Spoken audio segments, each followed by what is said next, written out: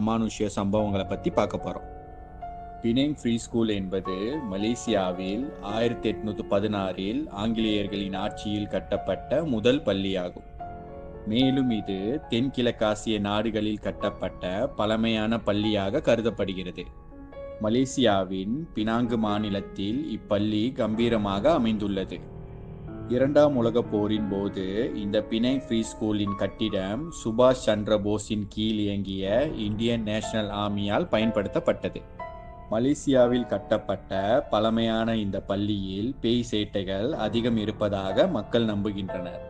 இப்பள்ளியில் தலையில்லாமல் ஒரு உருவம் இரவில் சுற்றித் திரிவதாக பள்ளி மாணவர்களும் ஆசிரியர்களும் கூறுகிறார்கள்.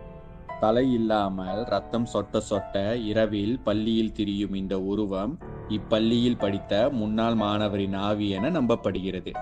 இரண்டாம் உலகப் போரின் போது தலை வெட்ட